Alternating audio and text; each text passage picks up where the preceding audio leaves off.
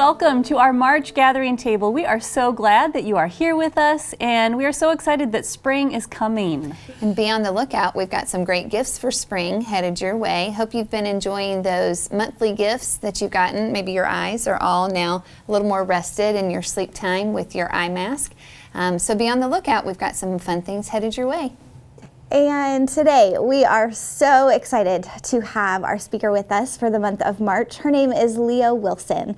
I have known Leah for a really long time. She's a missionary kid, and so I met her back when I was a missionary kid. We, used to go to things together, and just watching her grow, and she's become a licensed therapist. She is a professor. She's a mom of 3 girls, and she's just a really inspiring and lovely woman, and I'm so excited that she's going to share with us today. So I hope you enjoy. Hi, everybody. My name is Leah, and as Jennifer said, I'm a therapist, professor, wife, and mom. And I'm here today to talk to you about healing and just something related to that healing process, and that's coping. So here's what I want to say first of all. I want to say that healing is a lifelong journey. It's a journey that we are on almost our entire lives. Healing is a path we take. It is not a line we cross. And so as we're talking about coping today, I want you to think about that in the lens of healing. Sometimes on that path of healing, we are on that path, and sometimes we're running on that path. We've got that momentum and we're feeling great. Sometimes we have to sit on that path because we're exhausted by the process. Sometimes we're on that path alone. Sometimes we're on it with others. I think that all the Lord asks of us is that we just stay on that path. And then we go from, healing is not a line. It's not A to B. It's valleys and it's hills. And learning how to cope and how to cope well is part of that process. As a therapist, I am on that path every day with people. As a mom, I'm on that path personally every day. So let's break down what coping means. First of all, what is coping? Coping is a strategy that we use to help our stress levels. There are 2 different kinds of coping mechanisms. There's those healthy coping mechanisms, and there's the unhealthy coping mechanisms. Let's break down what each one looks like first. Healthy coping mechanisms. This is how I look at healthy coping mechanisms, and this is how I determine if it's healthy. Is it produces good development within me. Development is the key word. Let me just say something about development here. A lot of times we think about development and we think of child development, right? That development just happens in childhood. But here's the most hopeful thing about development, is that it happens across a lifetime. We never stop developing. I think that is so hopeful. So when we think about good coping mechanisms, healthy coping mechanisms, they are developing good things inside of us. They are developing empowerment. That's one of the keys, I think, when it comes to healthy coping mechanisms. Now let's look at unhealthy coping mechanisms and what they look like, right? So unhealthy coping mechanisms, if we take that same lens, it produces unhealthy development. A lot of times I know something is unhealthy when it produces shame and guilt. Those are 2 key factors. And even healthy coping mechanisms can turn into unhealthy coping mechanisms, right? I have a funny story about that, and I'm going to try to share from my own life a little bit, so you know that I am coming to you as a therapist, but I'm also coming to you as a mom and a woman that's on this journey as well. When the lockdown happened, right, we were wanting to cope because that stress level was so high, and it still is. So what did we start doing in our family? We started baking bread. Never baked bread a day in my life before that lockdown. And after a week of baking bread every day, I was like, okay, this is becoming unhealthy, right? We need to walk instead of bake bread. And so we kind of shifted gears because I realized, hey, this is developing into an unhealthy habit. What started out as something good and comforting over time developed into an unhealthy pattern of wanting homemade bread every day. And so we started walking more and more and more, even to the point where my children were like, why are we walking so much? I'm like, because mommy and daddy need to deal with their stress. Okay, so this is what unhealthy and healthy coping mechanisms look like. Here's the great thing and the most hopeful thing, and that's what I want you to hear throughout this whole thing, is that the Lord made our brains to heal. Our brains and our hearts are literally wired to heal. That means that we can heal these unhealthy coping patterns and we can learn new ones. One of the most hopeful things about mental health, in my opinion, is a term called neuroplasticity. That's a big word, and I'm not going to use too many of those today. But what that means is that our brains were designed to relearn, to reprogram. And so that's the most hopeful thing when it comes to healing, is that our brains, if we get them in gear, if we retrain them, they can actually develop new patterns of coping. And I think that's the most hopeful thing about mental health and mental health healing, is the Lord literally made our brains to heal. It's pretty cool.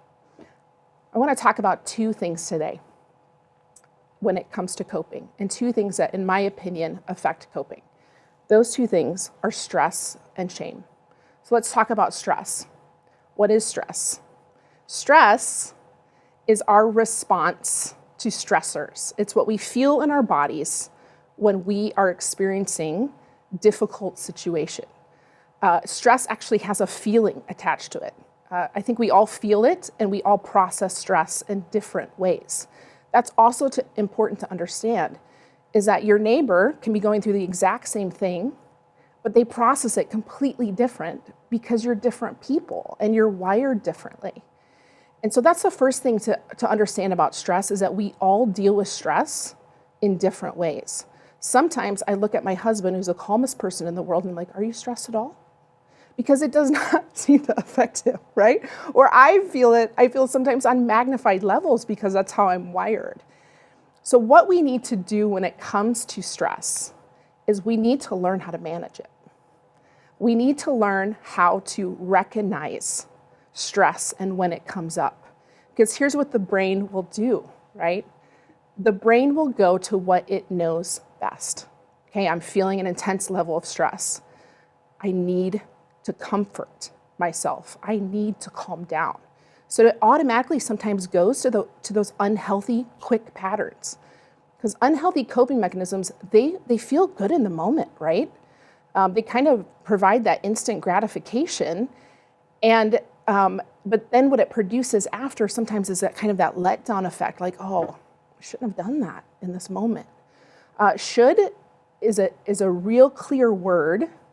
If you do something and you follow it up with, I shouldn't have done that, that lets you know you've probably stepped into an unhealthy coping mechanism. So what we have to do is we have to recognize that in times of stress, our systems, we need relief. And what we have to learn how to do is, one, become aware of what our triggers are. And this is quickly how I assess myself. I feel that stress, and again, I'm just saying this, as a therapist, I am not perfect in this. I am learning every day how to manage my own stress and anxiety. But this is kind of the self-assessment that I do for myself when I feel stress. And this often leads me to want to choose something healthy. Is I ask myself questions. I do a self-assessment. I check in. Okay, what happened to cause this feeling? Why are you feeling stressed right now? Okay, it's an acknowledgement. Something happened. I'm feeling stressed because of something happened. Second question, what do you need in this moment? How can you care for yourself in this moment? It's taking a position of kindness to yourself. And I like to say kindness, not blindness, right? I think blindness, that voice that says, oh, it's not a big deal. You shouldn't be stressed about this. That does us no good. We need to come to a point where we recognize that our hearts actually need care, and they need care in stressful moments. I think that we can agree that this year has been remarkably stressful. There's no way that any of us could have planned for what has happened this year. And so with heightened levels of stress comes heightened levels of needing to cope. And that's just who we are as humans, right? So when I'm checking in with myself versus just ignoring it, then I can ask myself, okay, Leah, what would your brain naturally go to? Sugar, numbing out with social media, feeling the stress in my body to where I want to lash out, overthinking. Anyone guilty of that? And then I'll say, okay, now what could you do instead? Okay, exercise works. Journaling works. Taking time to breathe works. So by acknowledging and assessing your stress and tuning into your own heart to give it care, it's like challenging your brain, those neural pathways that I talked about, to say, okay, we're choosing a different way here. And here's the key with this, is that there's sometimes that even in doing that, we still make the wrong choice, right? Because we want that instant gratification feeling. One of the keys is to forgive yourself. When you get to the point of you realize, hey man, I chose an unhealthy path here instead of a healthy one. I chose to cope in a negative way instead of an unhealthy one. Okay, that happened. I'm going to forgive myself, and I'm going to get up and try again. I always in therapy come to one verse that I just love. Well, there's so many verses, right, that help us in the Bible. But the verse that says, a righteous man falls and gets back up. It doesn't say that the righteous person never falls. It says when you fall, you get back up. And that is the same with coping, and that's the same with healing, and that's the same with health, is that we just keep going, right? And so here's the thing. We all have tendencies. Let's just be real. And when stress comes up, we want to fall back into those tendencies. For me, something I have to continually keep in check is my anxiety level. It's something I've struggled with my whole life. It's something I've learned how to manage over time. And I find when my stress goes up, my anxiety also wants to go up. And so I have to really tune into that. And I have to tune into, Leah, in the long run, what is going to be better for your anxiety? Not in this moment, not right now, but what in the long run is going to produce healthy development in you. Okay, taking 5 minutes to breathe right now. And in my mind, I'm like, I don't have 5 minutes to breathe, right? We're busy mamas. But when I take that time and I center in and I calm my heart and I calm my mind, I leave from that space feeling empowered, not shameful. Do you guys get the difference here? And let me just tell you, this is what I like to say to myself, to my clients. In this process of choosing health and choosing healthy coping, it's grace over denial, right? Grace says, a lot of times we think grace is a passive term. It means we can get away with anything, right? No, grace is an active term. Grace says, I can change. I can change because the Lord made my heart and my body and my mind to heal. I can change because He is on this path with me. I am not alone. Denial says, hey, nothing happened. You don't need to deal with it. Lock it away, right? Denial is powerful, but grace wins every time. Choose kindness and grace grace really is the most empowering force that there is. I think as women, we are so hard on ourselves. We are. And if I take a moment to show myself grace, to forgive myself, to choose something healthy, it's so freeing. And freedom leads to healing. So I'm just going to encourage you to choose grace, kindness for yourself today. Okay, when I was praying about this day, today, something that came up in my heart to really zone in on when it comes to coping is shame. And shame, I feel like we as women carry an unhealthy amount of shame. Shame is that feeling of being wrong. Shame is that sick feeling, right, in the pit of your stomach. Shame can come from so many different things. It can come from unresolved pain, unresolved trauma, choices that we make. And shame and unhealthy coping They work in a cycle together. Shame says we need to numb this feeling because this feeling feels terrible. So what's the quickest numbing to go to this unhealthy pattern? They work together.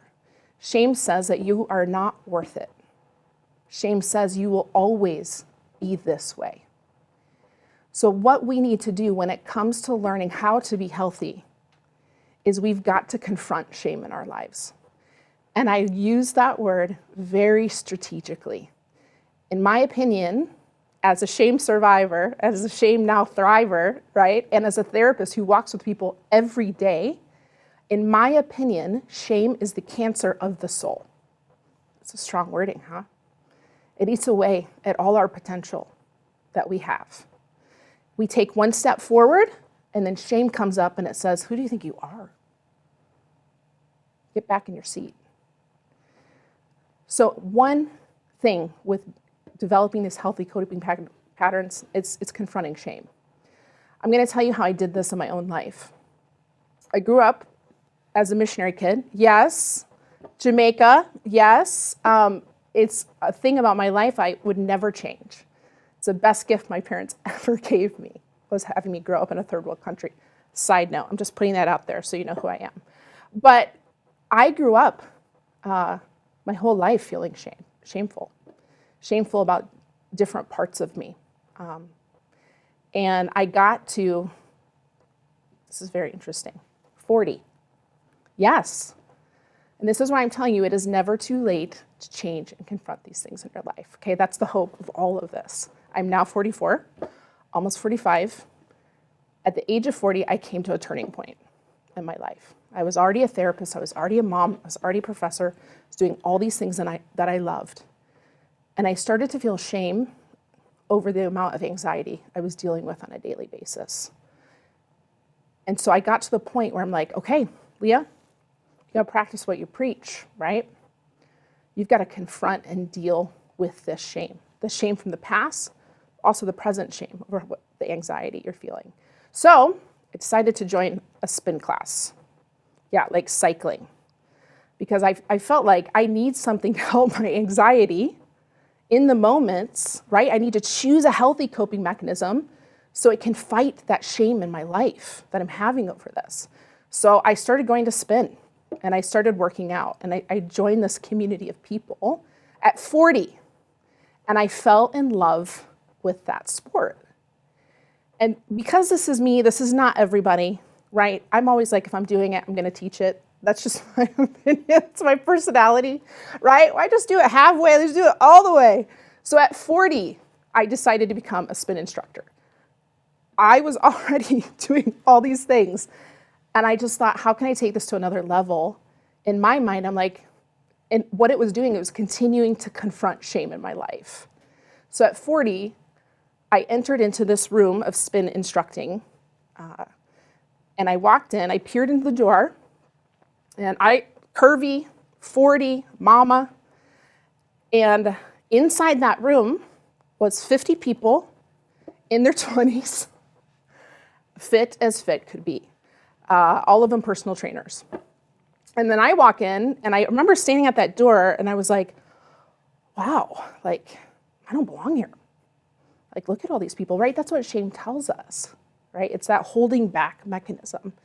And in that moment, I wanted to cope by running away. But I told myself, and this is what we have to do, right? We have to check in, and we have to do self-talk all the time with ourselves. Leah, walk into that room.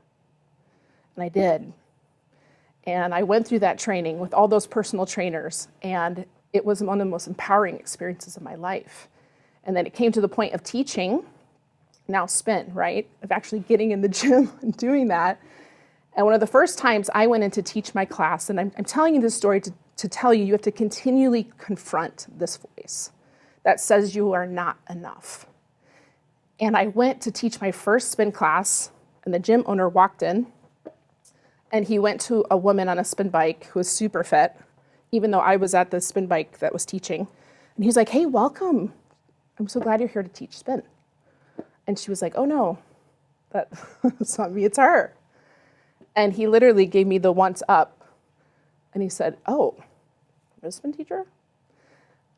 And in that moment, right, I had to make a choice.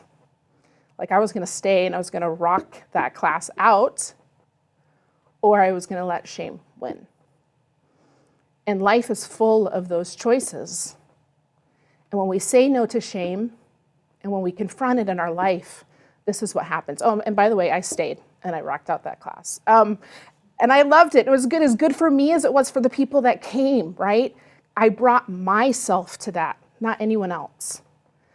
And here's the thing when we confront shame, is it leads us to actually believe for good things for ourselves. And that leads us to want to choose healthy things because it says you're worth it. You're worth the time and energy it takes to put into that healthy thing. You are worth making choices that will lead you to health and empowerment. We continually have to address that voice. And by addressing that shame voice, we empower ourselves and we bring glory to the one who created us with so much potential. Shame holds you back, right? Confronting it empowers you. We have to choose grace over denial. We have to choose presence over perfection. I will tell you, I'm a firstborn, right? I'm a minister's kid. I'm an Enneagram 8, if you know anything about the Enneagram, which means I tend towards perfection. But perfection, very often, that voice leads me to want to cope in unhealthy ways. I have to confront perfection in myself as much as anything else. So I'm encouraging you in this today. If I can change, you can change. And I am still on this path every day, especially now, especially in this season. So do yourself a favor, a big favor. Learn how to manage your stress. Be kind and caring to yourself. Choose grace over denial. Confront shame in your life. Take that path. Whether you can do it just between you and the Lord, whether you need someone to come with you on that journey. That's what counselors are for, friends are for, other ministers are for.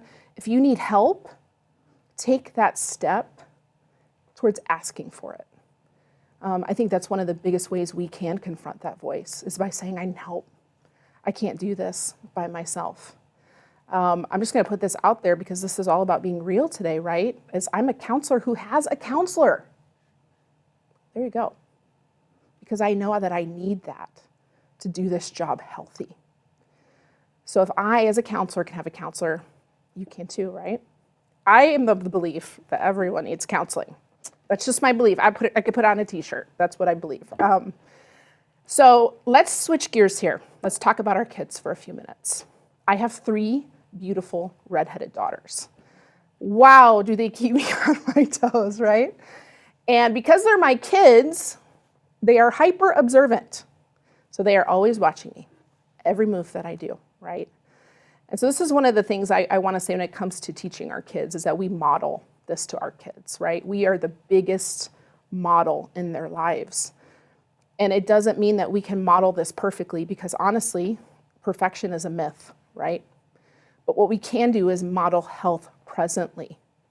And for me, this is often what it looks like in my family, is it looks like me explaining to them what's happening in moments. My kids, they love to, like I said, they're hyper observant, so they ask me questions all the time. Leah, no, they don't call me Leah. Mommy, why did you raise your voice to Daddy in the car? Okay. So, I have to, in those moments, I have to say, okay, I felt stress. That was the wrong choice. Let's talk about what the right choice would have been, right? For Mommy to take some moments to breathe, for Mommy to step away, for Mommy to take a walk. So we model by our actions, but we also model by reframing and teaching our kids in moments. Another way is that we can teach them how to cope and provide those ways of coping.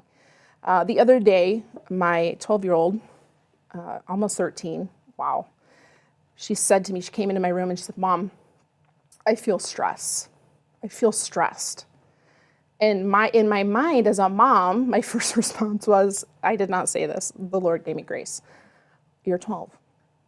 What do you have to be stressed about? Right? But then the Lord spoke to me and he said, okay, how can you teach her in this moment how to cope with stress? Because stress is going to be with her whole life. And so I said, okay, Sienna, let's talk about stress. Let's talk about what it does to our bodies. Let's talk about how we can manage it. And so we had a really good conversation. And then the next thing I know, she's like, Mom, can I take a jog? And I said, okay, why? Because I'm feeling stressed and I know that's going to help me. And we don't let her jog by herself, right? One of us has to go with her, which is also good for us. But we model in moments. We choose to be present in moments with them. We ask for forgiveness when we mess up. And that's been a big thing with modeling with my children, is I've trying to take in the posture of when I mess up in front of them, which is often, okay, let's talk about what happened. Can you forgive me for this? Humans, we make mistakes, but mistakes, that's how we grow and that's how we learn. That's how our brains are wired to learn, is by making mistakes and then getting back up again and keep trying. The other day we were in the car and I was upset about something. This was a couple months ago. And I was really beating myself up. We do that as moms, right? And I had not checked into that self-assessment yet. I was feeling it really heavy. And Sienna said to me, Mom, you're human. You made a mistake. Right now you're learning. And I thought, where'd you get that from? Oh, I told her that. She's learning. And they not only learn from those amazing moments, they learn from the human and real moments. And so we have to model to them presence and vulnerability and forgiveness. We have to show them and provide ways to cope. The other day, my 9-year-old was in her bed and she had her journal out and she was journaling. And I was like, what are you doing? And again, remembering, I had taught her this, right? She's like, Mom, I'm journaling about my day because it was hard. And I just thought, Lord, you are so good. And here's the thing, is we keep this active and we keep this present, and choosing presence over perfection with our children. That's the biggest tool that we can give them, is we model in those hard and those easy moments what to do and what not to do. And we teach them how to live life with a gracious God. And here is my favorite verse when it comes to counseling and when it comes to healing and help, is that Jesus, the Holy Spirit, is our ever-present help. Ever-present help. That's just who he is. And he meets us wherever we are at in each of our journeys and comes alongside us. So let me pray for you as we end today. Lord, I just thank you for this time. God, I thank you that your truth always brings freedom. And Lord, I pray for every woman, every mom watching this today. Lord, I pray that you would be their ever-present help on this path called healing. God, wherever they are at in this journey, I pray that you would meet them there. Lord, if they are on this path by themselves with you and that's working, God, I pray that you would anoint that and that you would bring change. Lord, if they need help, God, I pray that you would bring them help, that you would open the door for that. And Lord, specifically, God, I ask you to break shame over every heart, wherever that shame is, Lord. I pray right now that you would expose it, Lord, and that you would bring every woman watching this into their full potential. God, I pray for the empowerment over every mom to lead and love her children in the way that you've called her to be. God, I pray that you would give us the grace to choose presence over perfection. Lord, we need your help with that.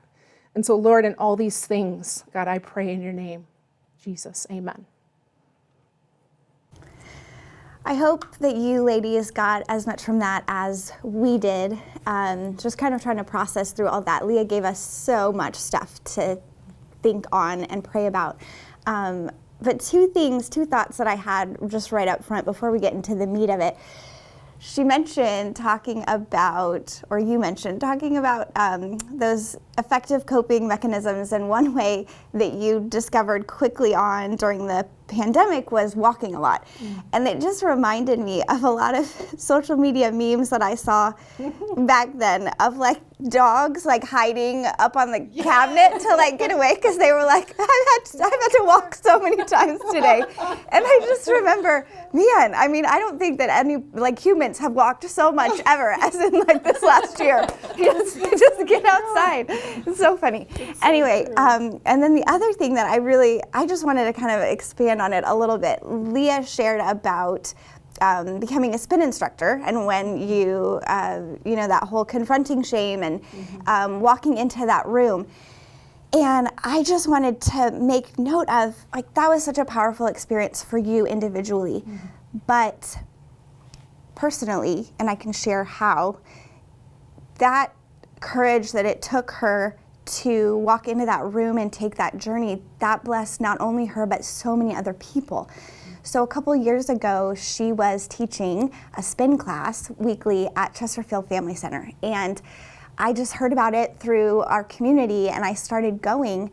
That class was so stinking popular that every Sunday it was like a mad dash to call and get a spot in that room, because she didn't just bring spin instructor experience. Like, it almost felt like a spiritual experience, counseling session, spin session, all in one. And I think it was such a blessing to so many people. And when she like moved on to other things, several of us cried. Like, she blessed so many women, moms, guys too, through that. And so it's like, when we're dealing with our own shame and we're confronting our own shame, it's not only for ourselves, it's for other people. God wants to use us in ways to be a blessing. And if we don't confront it, and if we don't walk into that room, and we don't become who He's asking us to be, other people will lose out. So I'm so thankful that you worked through that and you did that, and thank you for encouraging us to do the same. You're one of my favorites in there. I got emotional too when you were sharing that story and you said, I don't belong here. And I think we've all heard that voice in our heads, haven't we?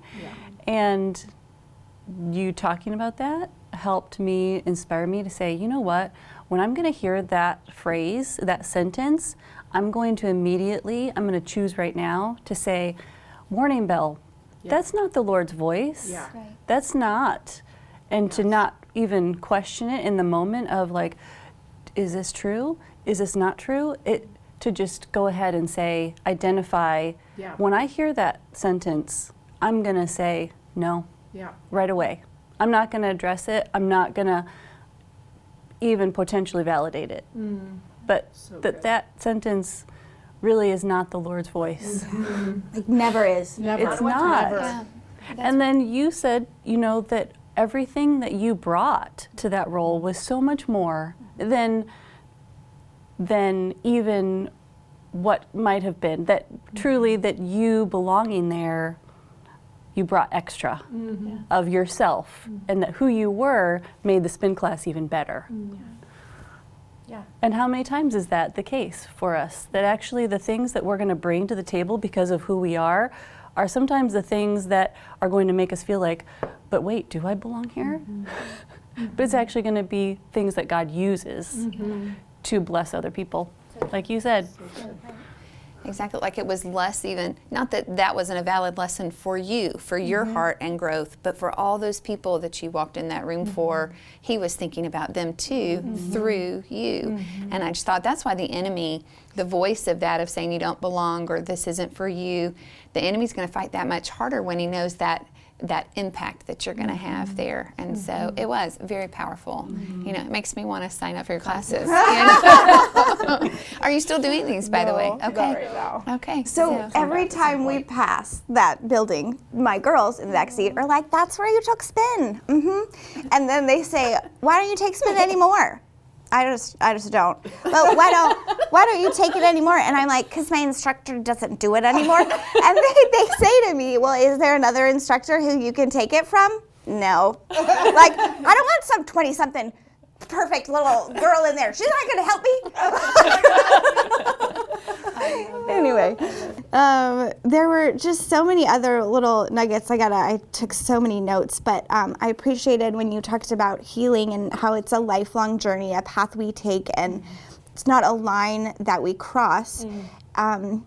Because I think when we deal with trauma or stress or whatever, I think for me, for so long I viewed it as it is a line that I have to cross, or with other people in my life who are struggling, and just completely insensitively think, that happened a long time ago.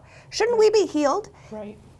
It is a lifelong process, so I think that that's so important, and just asking the Lord to be with us on that journey and realize that that's not a problem. There shouldn't be any shame associated with the fact that we're still working through things, we're still dealing with them, that it's okay, and that's how we're made, just to continually heal.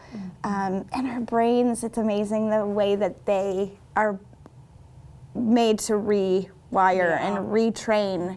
And I appreciated how you brought that hope into it, that this is so hopeful, because you're right. I think I'm very supportive of counseling too, but there's sometimes when I get a little discouraged about it, like, just our whole lives, we're just always working through stuff, like. But no, you brought in that hope that as we're working through it, we're rewiring, we're retraining, we're becoming healthier all the time. One other thought I had as we were talking about, as you were talking about talking about healthy habits, was that also sometimes healthy habits, establishing them is actually really uncomfortable. Yeah, it is. And that talks about confronting unhealthy habits and making a new habit. Just because it's not comfortable at the beginning doesn't mean that it's not going to be really healthy. And we had an experience where I was suddenly like, we've been trying to walk our dog every day. We have a dog. We need to walk every day. It's just a fact, or he's going to go to the bathroom in our house. And so we were I was trying to be okay, kids, we're going to walk the dog every day, and establishing this healthy habit of the kids and I walking during the day every day. And the first couple months, it was absolutely horrible. Half the time or over half the time, someone was in tears starting the walk, and people couldn't find their socks, and you have to wear socks with your tennis shoes, and I'm at the door, I'm like, where is everybody? We're going for a walk. All of those things that we deal with as moms, right? And now, through lockdown, it was a great opportunity for us to walk every day too. And now we have tears maybe 10% of the time. And I look back and I was like, we went through the hard work and the discomfort of establishing, and sometimes I was uncomfortable too. Sometimes I was like, it's too hot or it's too cold. And then, so it was me too. Not just blaming it on my kids. But by the end of every walk, we were in such a better spirit. Yes, it's an empowering feeling. Yes. Yeah. And being outside and the exercise, and now we do it, and it's a lot easier. And now I'm like, this is one of our healthy habits. And I said to the kids, I was like, look at what we've done. We've established this. Yes, so good. We need to be proud of ourselves. Yes. Well, and I think you bring up a really good point.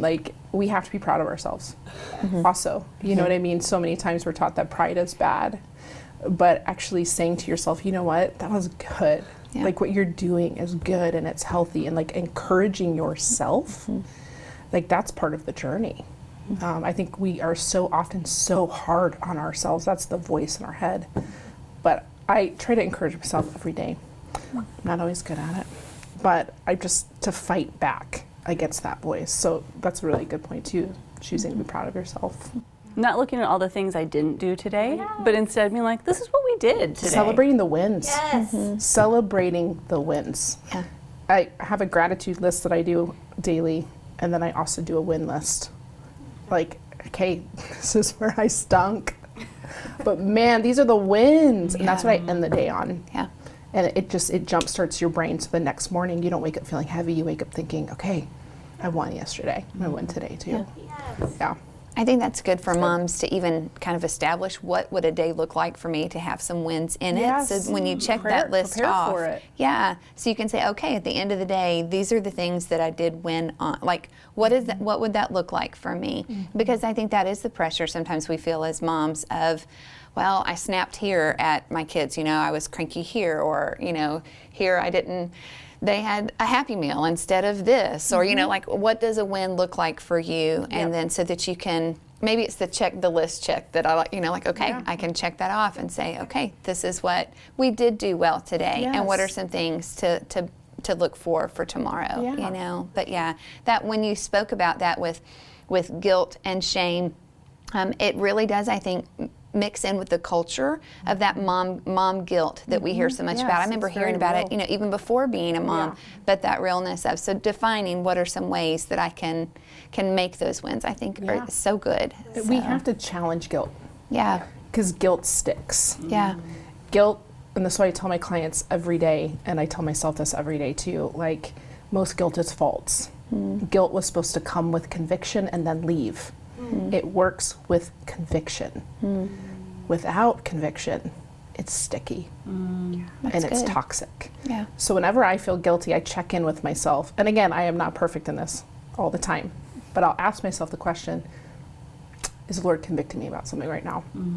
Because if he's not, this guilt is false. And I found that most mom guilt, it falls in that category. And we have to reframe the things we feel guilty about. Okay, my kids had McDonald's today, but they ate and they were happy. They love McDonald's. Like, okay, I got to reframe that. That's nothing to feel guilty about. It's false. So I always check in about guilt. Is the Lord convicting me? If he is, let's deal with it. If he's not, it's false. We had dinner on the run. Oh, but we were all together in the car. Like those things to trade that off. And challenge it. Sometimes I think of guilt as like sticky notes all over our body, and we have to just peel it off, throw it down.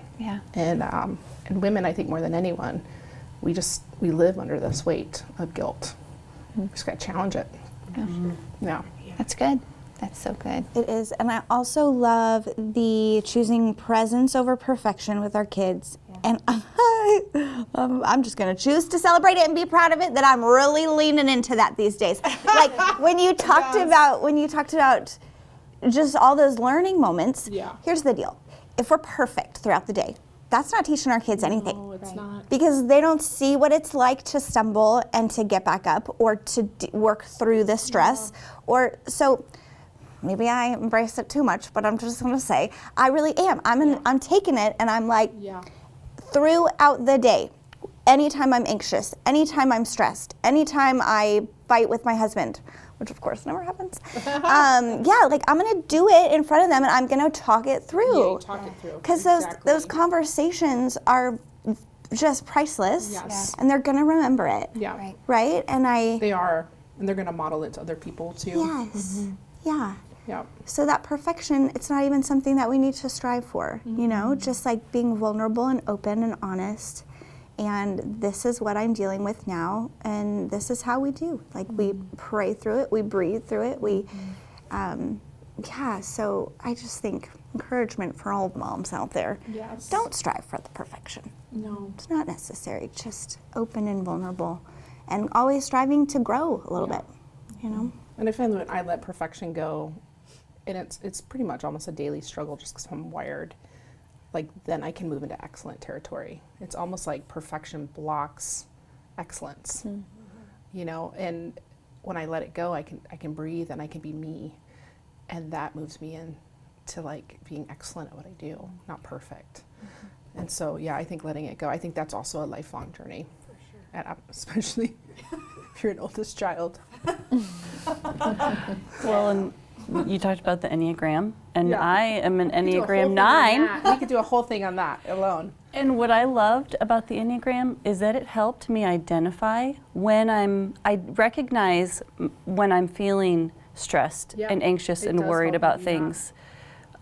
Because I've realized as I look back on my life, I go through stressful times, not thinking I'm stressed. I'm like, I can do it. I'm fine. I'm fine. When I get to the end, I collapse, and I'm like, and I'm a mess. And I'm like, oh, I've been stressed about that. I've been worried about that. That was a really stressful time. But it's hard for me to recognize it in the moment because what my coping mechanism can be is that I feel worried and anxious about other things. Yeah. Do people like me? What do they think about me? Yeah. These things that the Enneagram says, when you feel That's your key. that's where you tend to go. Yeah. And being able to recognize that, when I start thinking that, I think I'm stressed about something, I'm tired regarding something. So identifying that and recognizing it so that you can be kind, so that I can be kind to myself. That's Say, exactly right. I'm going to let myself rest. And kindness, I think, is the opposite of perfection, right? Perfection says strive more. Yes. Kindness says, okay, pause. What do you need here? And when we attend to that in stressful moments, it's a game changer. Yeah.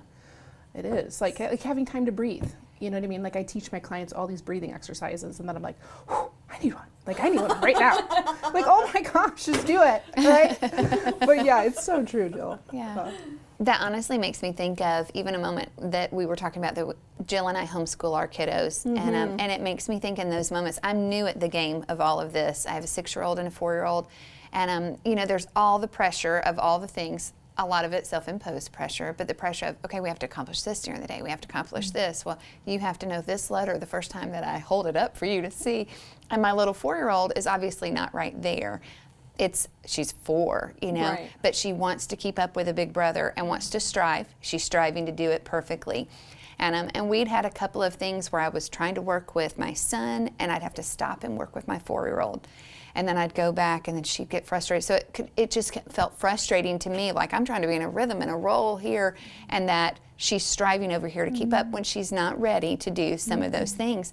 And just even what you said there, to stop, to pause, and to even reflect on, okay, what do I need at this moment? And just reminding myself, hey, let's stop, let's pause, and let me see what she's really needing at this moment. And it makes me think, if I can recognize those things better within myself, how that helps me to recognize those things better for my own kids, And literally, we got up from the table. I think we did a brain break, where all our bodies were moving and we were just doing, But it's almost like it just had to flip that switch of, okay, what is the perfection? What am I striving for here? Even if I didn't have that expectation for her, but what am I showing her to strive for here? And just stopping and realigning. But I think when we can do that as parents, that helps to flow. That's teaching them, not just modeling the being able, which I loved how you said that, modeling, hey, can you forgive me? I didn't do this well. How could I have done that better? But also modeling for them, hey, let's recalibrate here. Let's step back, recalibrate. What are we needing? What does Mama need? What do you need? And sometimes the rhythms of the day, I don't feel like we allow ourselves that pause. I know. And it's so powerful to do it. Yeah, especially when you're the one pouring out so much to allow that, and to recognize they're little humans that need to do that themselves, even at this age. And it's my job to teach them, but I can't do it if I'm empty on that level too. It's so true. So. Yeah.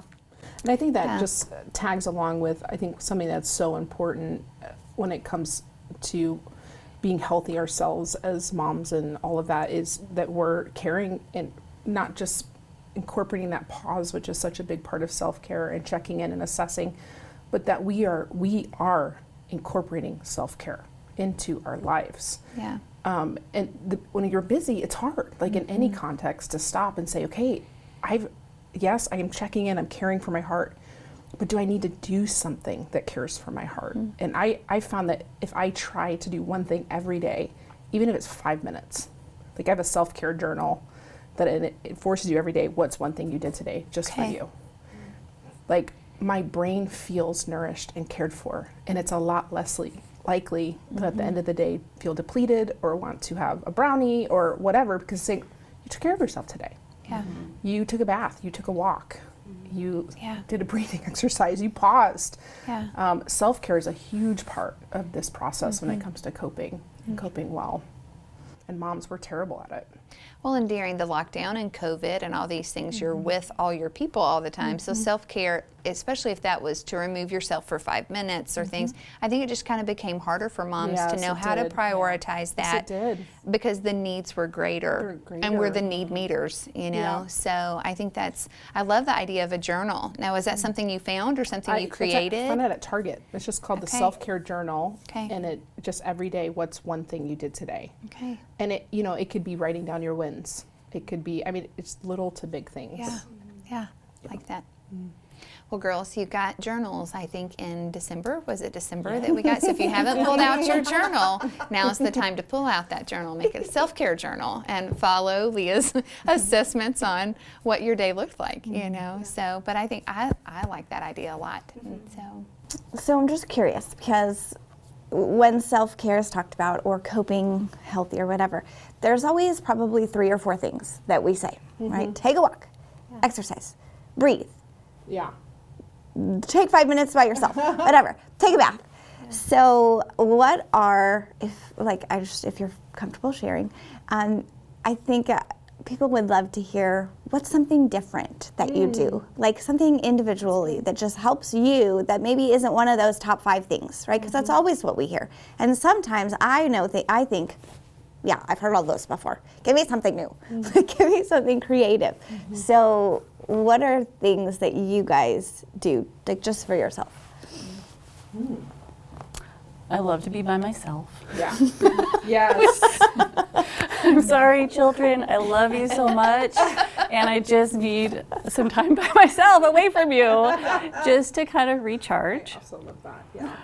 I also have discovered that I've discovered at night I'm kind of done. And it used to be when I was younger, I could work at night, I could do stuff, I could do side projects, be creative at night, and I can't now. And I'm done. And when I try to work, I get frustrated. It's just not the right time for me. And accepting that and being like, you know what? By the time my day is done, I'm tired. Yeah. And so letting myself watch a Mary Tyler Moore show, Yeah. which I grew up watching, Yeah. and I would watch with my sister. I know all the lines. I know the good episodes that I love that just bring joy to my heart. Or a Gilmore Girl episode. Again, I have my favorites.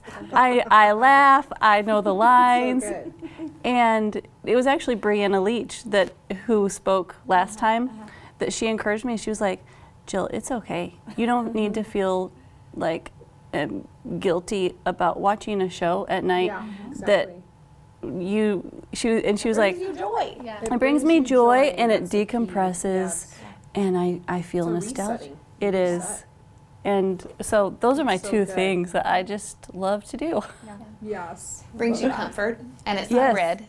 And so comforts your heart. So Jill and I are similar in the aspect of we like the time away. Like I feel like that's what fuels my heart, kind of replenishes that time.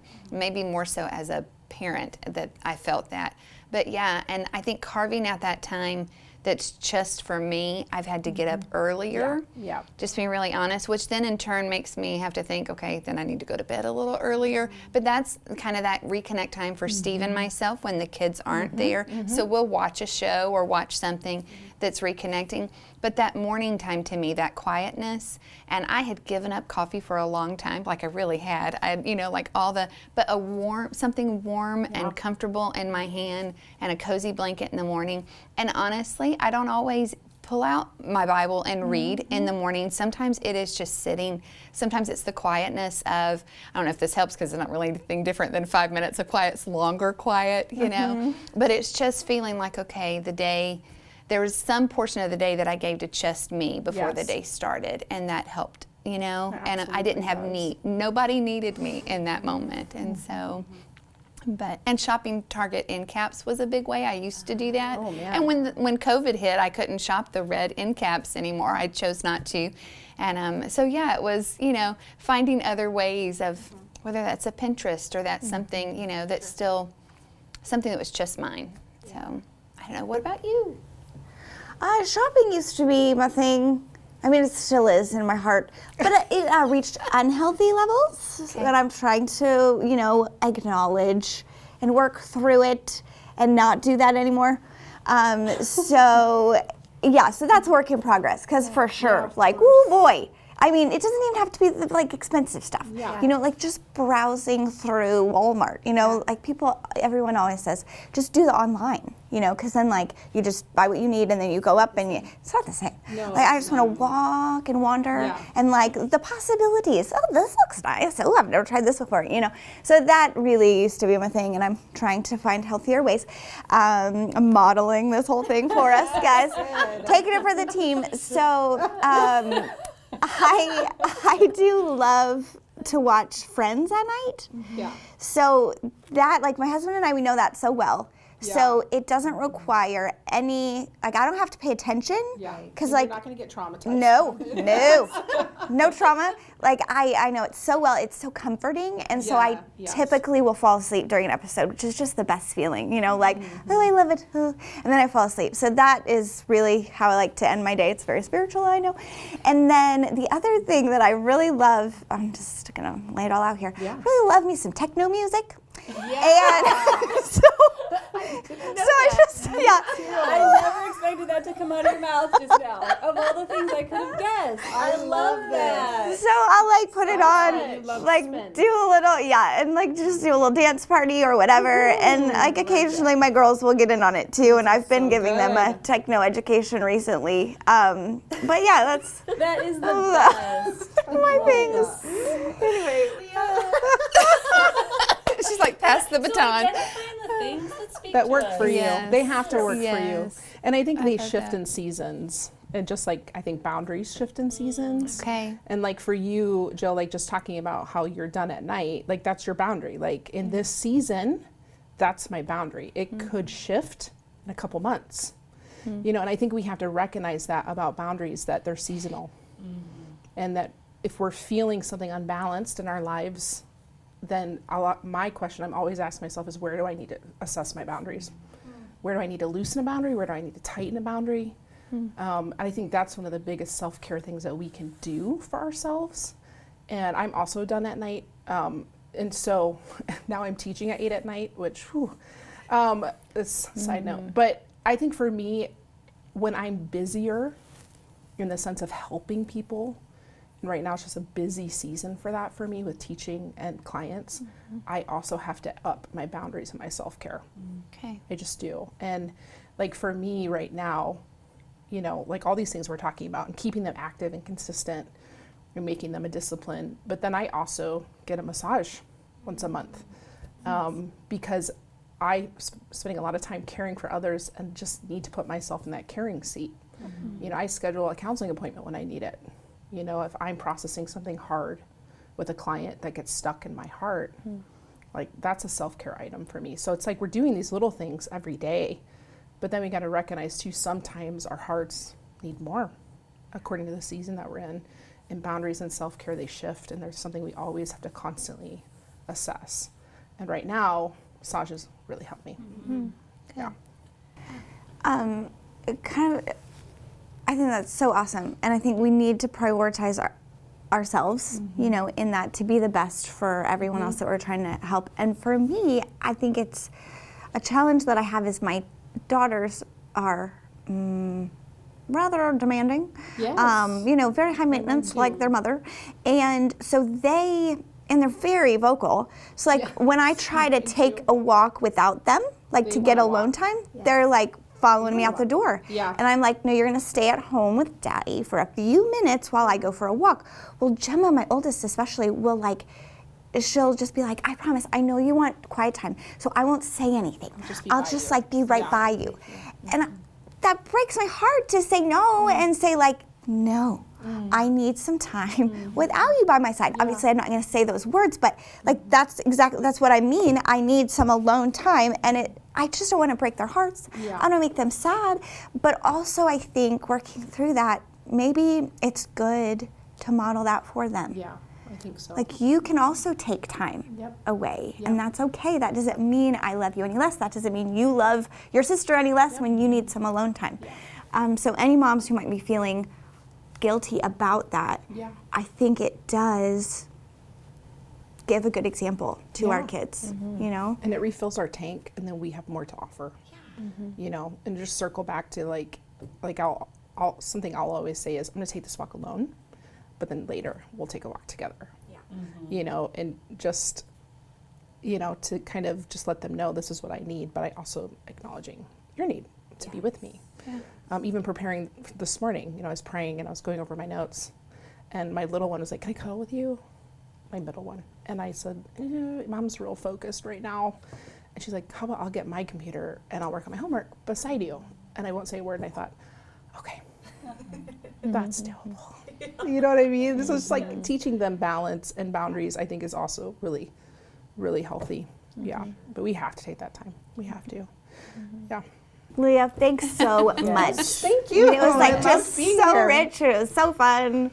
It's definitely one to put on repeat that we could listen to again and again just to glean from. So thank you for coming today. Thank you for having me. Yeah. I've loved it. Loved being with you guys.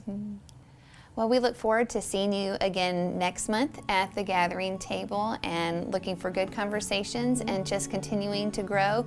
Plus, the weather's hopefully going to be warmer, and so all things spring are on their way, and hopefully that'll bring lots of smiles for you as well. Yes. So we love you, ladies. Look forward to seeing you again.